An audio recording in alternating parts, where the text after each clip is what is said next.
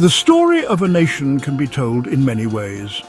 It's written in the stones of its castles, sung in its ancient ballads, and fought for on its misty battlefields. But there's another story, one that you can, actually hold in the palm of your hand. It's the story told by its money. For centuries, Scotland minted its own coins, each piece a small metal testament to its independence, its struggles, and its identity.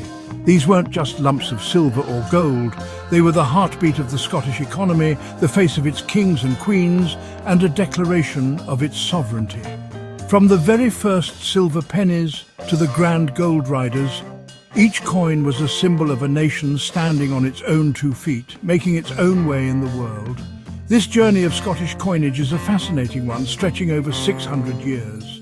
It begins in the 12th century, a time when Scotland was forging its identity under strong rulers, and it ends abruptly in 1707.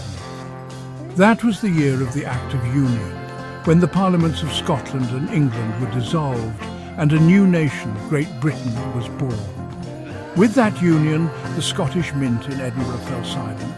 The hammers that had struck the nation's coins for generations were put down for the last time. The story of Scotland's independent currency was over, but its legacy was far from finished. The tale of these coins is the tale of Scotland itself. Think about what that meant. For centuries, a Scot could pull a coin from their purse, a coin made in their own country, bearing the face of their own monarch and the symbols of their homeland. It was a daily reminder of who they were and where they came from. It was a tangible connection to the crown and the state.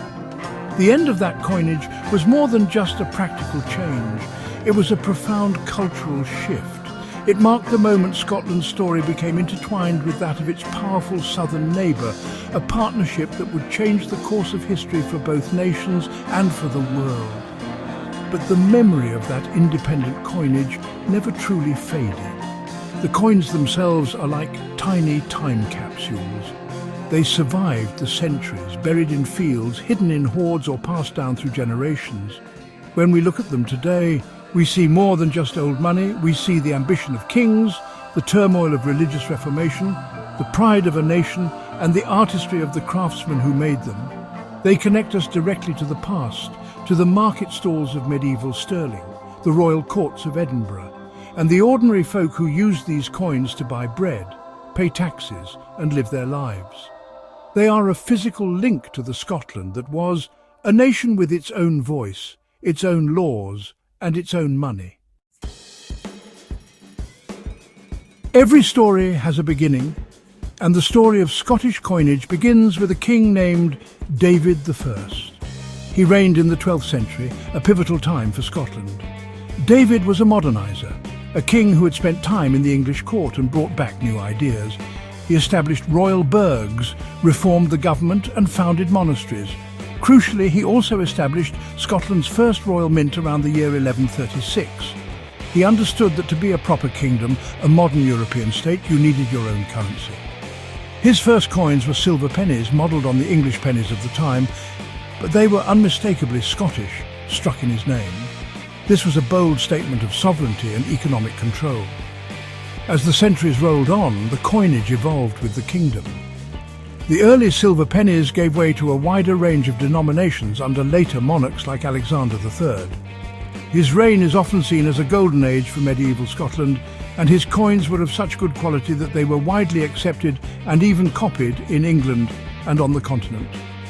This shows the growing confidence and stability of the Scottish kingdom.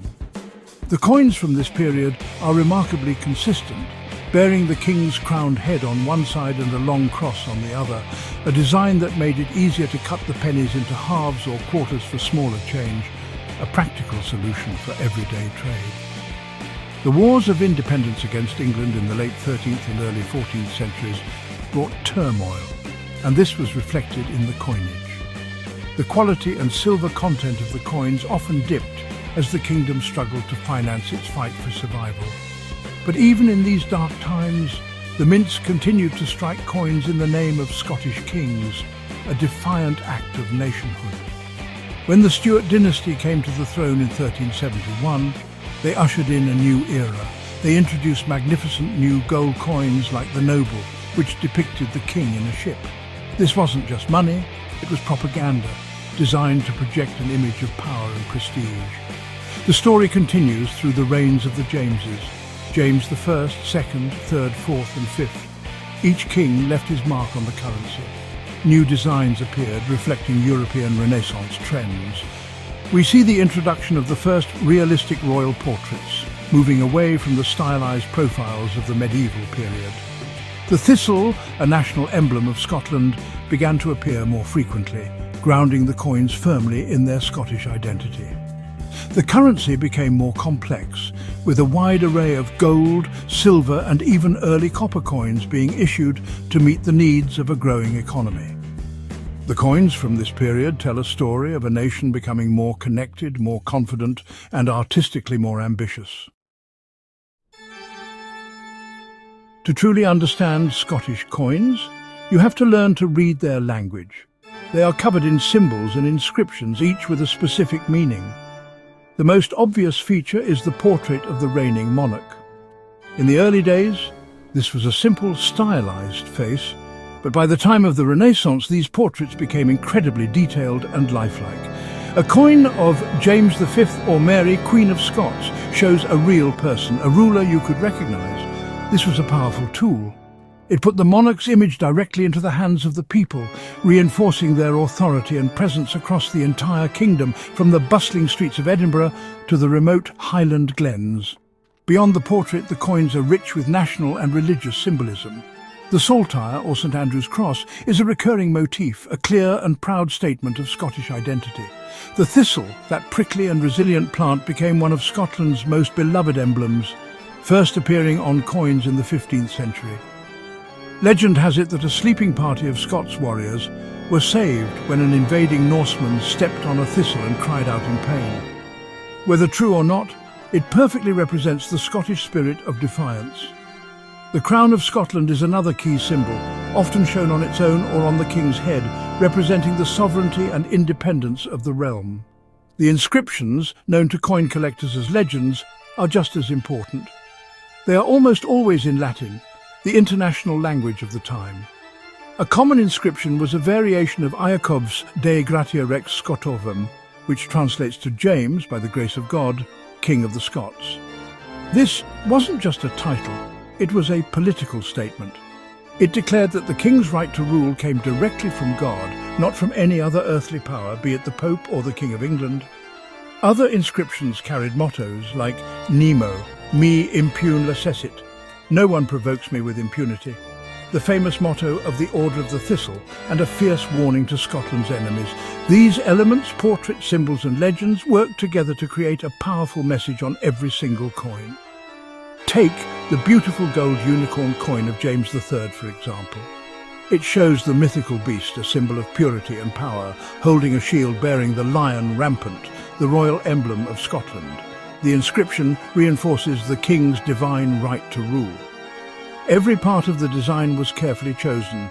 It told anyone who held it that Scotland was a proud, independent Christian kingdom with a powerful monarch and a unique identity. These coins were pocket-sized pieces of national propaganda, communicating a story of power, faith and identity. The year 1603 was a turning point in Scottish and British history. Queen Elizabeth I of England died without an heir, and the English throne passed to her cousin James VI of Scotland. He rode south to London and became James I of England, uniting the crowns of the two old rival kingdoms in his person. For the first time, Scotland and England shared a monarch. James was incredibly proud of this achievement. He styled himself King of Great Britain and dreamed of creating a single unified kingdom. This ambition was immediately reflected in the coinage, but perhaps not in the way you might expect. Even though James was now king of both realms, Scotland and England continued to have their own separate currencies. The Scottish Mint in Edinburgh kept working, as did the Tower Mint in London. However, the designs of the coins began to change, reflecting the new political reality. James ordered new coins to be struck that featured the combined arms of England and Scotland. On his new Scottish coins, the Scottish lion rampant was given the place of honour, while on the English coins, the three lions of England took precedence. It was a delicate balancing act, an attempt to show unity while respecting the distinct identities of his two kingdoms. This period, from 1603 to 1707, is known as the era of the Union of the Crowns. For over a century, Scotland remained a separate kingdom with its own parliament, its own laws and its own church. And crucially, it had its own money. The coins of Charles I, the Commonwealth and Charles II were all struck in distinct Scottish versions. They often had small marks, like a thistle, to distinguish them from their English counterparts. The values were also different. The Scottish pound had long been worth less than the English pound sterling, and a complex exchange rate of 12 Scottish pounds to 1 English pound was in place, a constant reminder of the economic differences between the two nations. This system of two currencies under one monarch continued right up until the early 18th century. The coins from this era tell a story of a kingdom in transition. They show a nation grappling with a new, closer relationship with England. The symbols of unity are there, but so are the symbols of Scotland's continued separate nationhood. The thistle sits alongside the rose. The Scottish crown is still proudly displayed. It was a complex and sometimes tense situation. The shared monarch pulled the two countries together, but a century of separate institutions, including the Mint, ensured that Scotland's distinct identity was preserved, for a time at least, in the silver and gold coins that circulated among its people. The dream of King James VI of a fully unified Great Britain finally came true in 1707, but long after he was gone. After years of political negotiation, financial pressure and heated debate, the Parliaments of Scotland and England passed the Acts of Union. This treaty dissolved both parliaments and created a new single Parliament of Great Britain based in London. Scotland would send its own MPs and peers to Westminster, but its time as an independent sovereign state was over.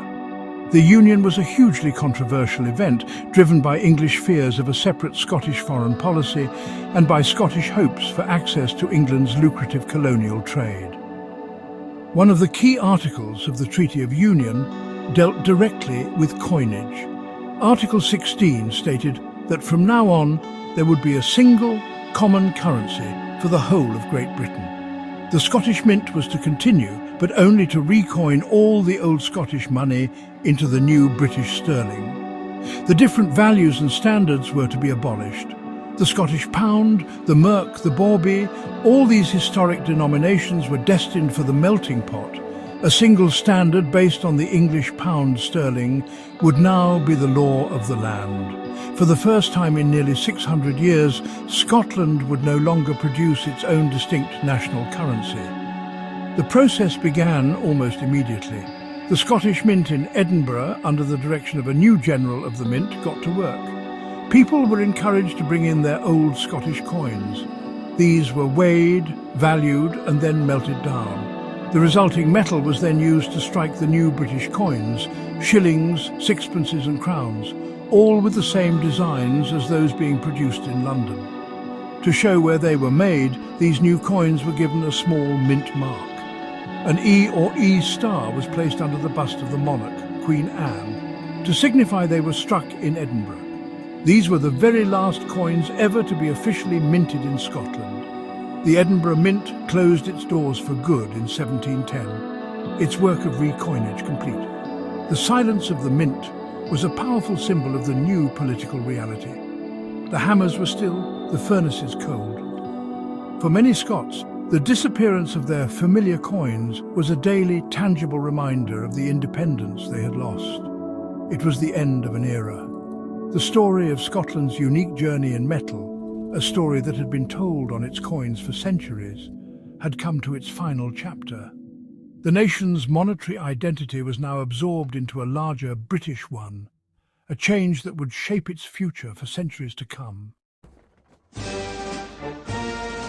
Even though Scotland stopped making its own coins in 1707, its symbols did not vanish from the currency of the new United Kingdom. The spirit of Scotland lived on, embedded in the designs of the new British money. The Act of Union had created a new state, and this new state needed new symbols. The royal arms were redesigned to incorporate the emblems of both Scotland and England. The Scottish lion rampant and the English three lions were now displayed side by side on a single shield. This new coat of arms appeared on the reverse of many gold and silver coins throughout the 18th and 19th centuries, a constant visual reminder of the partnership at the heart of the new kingdom. The thistle also found a new home on British coinage. This humble but defiant plant, so closely associated with Scotland, began to appear alongside the English rose and the Irish shamrock. This floral combination became a popular way to represent the three kingdoms that made up the UK. You can see it on Victorian pennies and on many coins of the 20th century. It's a subtle but important nod to Scotland's place within the Union. By including these symbols, the Royal Mint in London acknowledged the composite nature of the British state. The coins in people's pockets told a story not of a single uniform nation, but of a union of distinct countries. In more recent times, Scotland's presence on UK coinage has become even more pronounced. In 2008, a major redesign of the coinage was unveiled. The reverses of the 1 pence, 2 pence, 5 pence, 10 pence, 20 pence and 50 pence coins each feature a different section of the royal shield. When you put them all together, they form the complete shield, showing the Scottish lion in the top right quarter. The £1 coin, introduced in 1983, has also frequently featured Scottish designs. Over the years, there have been pound coins with the thistle, the lion rampant, and even one depicting the Forth Railway Bridge, a marvel of Scottish engineering. These designs celebrate Scotland's unique heritage and contribution to the UK. Furthermore, the Royal Mint often releases special commemorative coins to mark significant Scottish anniversaries or celebrate famous Scots. There have been coins celebrating the poet Robert Burns, the philosopher Adam Smith, and the architect Charles Rennie Mackintosh. There have been issues marking the Commonwealth Games in Glasgow and the anniversary of the Battle of Bannockburn. These special issues, while not for general circulation, are legal tender and serve as a powerful recognition of Scotland's rich cultural and historical landscape. They show that even centuries after the Edinburgh Mint fell silent, the story of Scotland is still being told in metal. While Scotland lost the right to mint its own coins after the Union of 1707, a new and different chapter in its monetary history was just beginning. This was the age of the banknote. Interestingly, Scotland was a pioneer in banking. The Bank of Scotland was founded by an Act of the Scottish Parliament way back in 1695, even before the Bank of England. It was given the power to issue its own paper money. This was a revolutionary idea at the time. People were used to the solid intrinsic value of gold and silver coins. The idea of accepting a piece of paper as payment required a huge leap of faith. After the Act of Union, the right of Scottish banks to issue their own notes was protected. This created a unique situation within the United Kingdom. While in England and Wales, only the Bank of England was eventually allowed to issue banknotes in Scotland, several commercial banks retained this right. Today, 3 Scottish banks, the Bank of Scotland, the Royal Bank of Scotland and the Clydesdale Bank, still print their own banknotes. These are legal currency throughout the UK, but they are most commonly seen and used in Scotland. This tradition of distinct banknotes has become a key part of modern Scottish identity. These banknotes are, in many ways, the modern successors to the old Scottish coins. They are a canvas for national pride and identity. While UK coins issued by the Royal Mint must follow a UK-wide design brief, Scottish banks have much more freedom. Their notes are a vibrant celebration of all things Scottish. They feature portraits of famous Scots like the poet Robert Burns, the novelist Sir Walter Scott, and the scientist Mary Somerville. They showcase iconic Scottish landmarks, from Edinburgh Castle and the Glenfinnan Viaduct to the Falkirk Wheel. They are filled with symbolism, incorporating tartan patterns, national emblems like the thistle, and images from Scotland's rich history and culture. This means that today, when you handle money in Scotland, you are constantly reminded of the nation's unique heritage. You might get a Clydesdale Bank £10 note with a picture of Robert Burns, or a Royal Bank of Scotland £20 note featuring the 14th century Queen, Kate Cranston. This is very different from the experience in the rest of the UK, where all notes are issued by the Bank of England. This continued tradition of issuing banknotes is a cherished and distinctive feature of Scottish life. It keeps the idea of a separate Scottish identity alive in the day-to-day transactions of its people, a paper echo of the independent coinage that ended so long ago. The long history of Scottish coinage produced a wonderful variety of coins, many with strange and evocative names that still resonate today. One of the most famous is the Barbie. This was a small coin, first minted in the 16th century, made of billen, a mixture of silver and copper. It was a low-value coin worth 6 Scottish pennies and was essential for everyday purchases by ordinary people. The name itself is thought to come from the Laird of Syllabobby, a master of the mint at the time.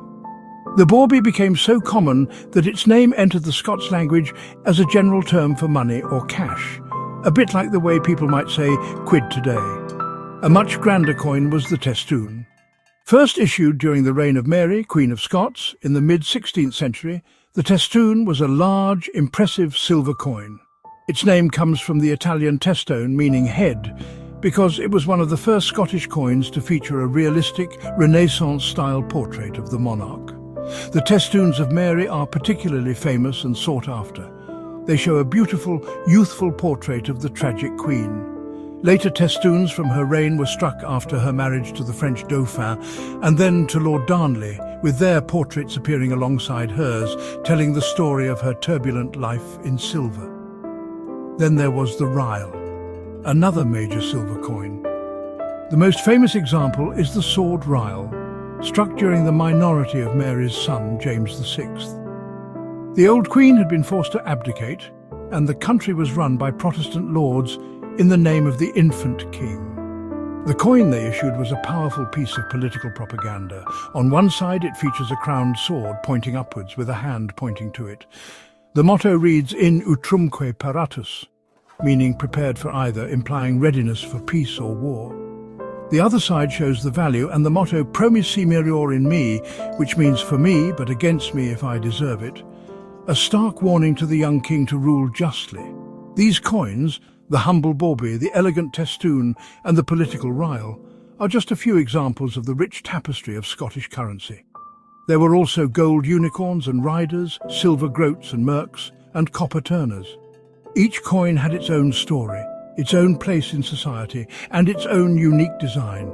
They reflect the changing fortunes of the kingdom from periods of stability and wealth, when beautiful gold coins were struck, to times of war and hardship, when the currency was debased with copper. To explore these coins is to explore the social, political and economic history of Scotland in miniature. Today, centuries after the last one was struck, Scottish coins are more than just historical artifacts. They are highly prized by collectors all over the world. The field of Scottish numismatics, the study and collection of coins, is a vibrant and passionate one. For collectors, these coins represent a direct physical link to Scotland's dramatic past. Holding a silver penny of Alexander III is like shaking hands with the 13th century. Owning a coin of Mary, Queen of Scots, connects you to one of history's most romantic and tragic figures. Each coin has a story, and collectors become the custodians of those stories. The value of a Scottish coin on the collector's market depends on several factors. Rarity is key. Some coins were only minted for a very short time or were part of a small issue, making them incredibly scarce. The coins of obscure or short-reigning monarchs are often highly sought after. The condition of the coin is also crucial.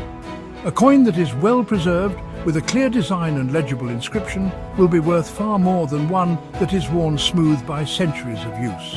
The metal matters too. Gold coins, like the magnificent lion or unicorn, are naturally more valuable than their silver or copper counterparts, often fetching huge sums at auction. Major auction houses around the world regularly feature important Scottish coins in their sales, and the prices can be breathtaking. A rare gold hat piece of James VI, so called because it shows the king wearing a tall hat, can sell for tens of thousands of pounds. A fine example of a Mary, Queen of Scots, Ryle can command a similar price. These sales attract intense interest from museums, private collectors and investors who see these coins not just as a hobby, but as a tangible historical asset.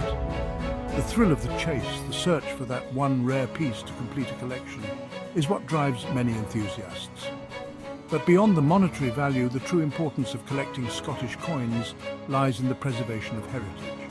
Every collector who carefully catalogues their coins, researches their history, and passes them on to the next generation is playing a part in keeping Scotland's story alive. These coins are a vital part of the nation's material culture. They tell us about its art, its economy, its politics, and its people. They are a testament to a time when Scotland stood as an independent kingdom in Europe, a nation with its own voice, its own culture, and its own unique and beautiful money. Their enduring appeal ensures that this powerful legacy will never be forgotten.